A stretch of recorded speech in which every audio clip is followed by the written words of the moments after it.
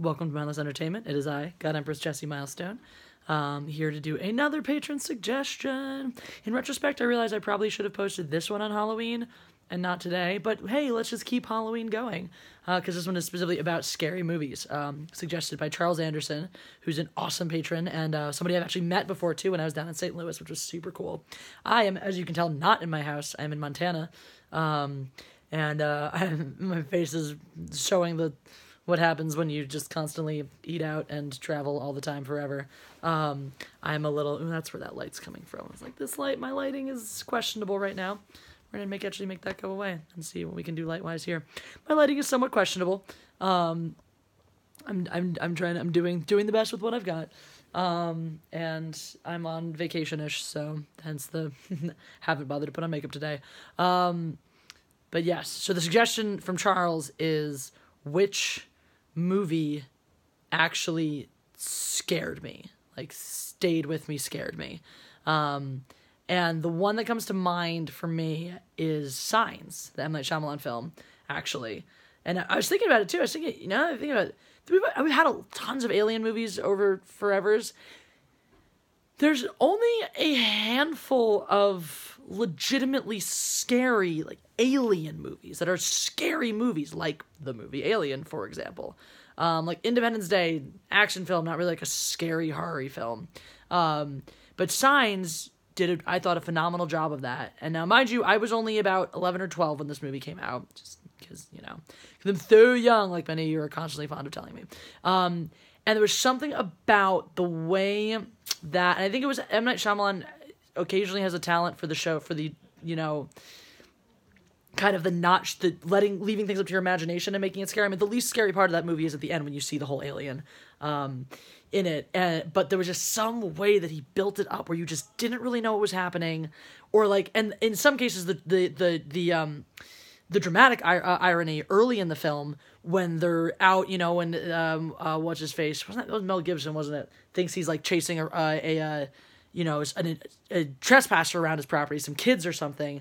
But we, of course, know that it's aliens. And that's like, oh my God, no, don't go near, like, you don't want to catch it. You don't want to catch it. You think you want it, but you don't. And so that kind of a harrowing, like, where you just don't really, like, the characters just don't really know what's going on.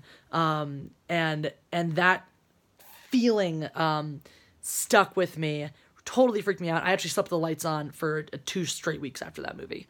That one just totally freaked me out. Because, I mean, it's one thing, the little jumps and the little flashes and flickers outside, but then when they come into the house, that whole thing about, they're inside and the little noises and this. And I lived in a big old house where you had a lot of noises and stuff, where I actually, because they come in through the attic, the door to my,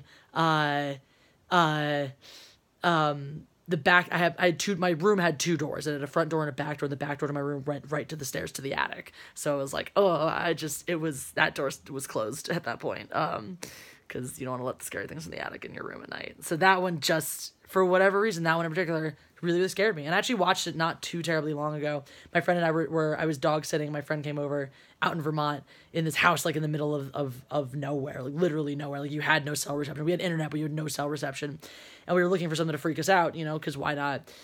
We watched, what was it? The Woman in Black, the Daniel Radcliffe. So disappointing. Everyone was like, the scariest movie ever. Like, so disappointing. I was like, what movie freaked me out as a kid? Signs. Let's watch that. Much less disappointing. Especially than having to go take the dog out in the woods after that at night. And you're like, I hope I don't get eaten by an alien. Ah. So yeah, that was the one that really, like, got to me. That one got to me. How about you guys? What movies stuck with you? Charles shared me his story about Jaws, and to this day, apparently the ocean's still not his favorite thing in the world. So Jaws was Charles's. What was yours? What stayed with you? What affected you in your life and your going-ons? Share that. I'd like to know. If you want to be awesome like Charles and suggest video content for me to do, by all means, check out my Patreon. It's a wonderful community where I'm also posting fun things from my travels and things like that. Or I am posting. What I mean is I will be posting. I've been a little bit bad about it, but it's a place to just see some of the cool stuff that I'm doing that I don't necessarily share with all y'all's out there forever. So I'm going to try to get some other fun videos up while I'm here in Montana. but I'm also very occupied doing Montana things, as it were. So if I'm not as active as I'd like to be, I apologize, but you'll definitely hear from me at least by Monday. And then I'll be in New Orleans next week, and you're definitely going to hear from me there. We'll probably definitely get some fun live streams out in New Orleans. So make sure you're subscribed. Make sure you have the bell button on so you get notifications of when I'm posting new stuff. Especially with all this traveling, I'm not able to necessarily do it on as regular of a schedule as I would like. So make sure you do hit that bell so you know when my new stuff is coming up. And hit the like button because my videos are awesome, I hope, and I love you guys. That's all. I love you, so you should at least like me in return, I think, personally.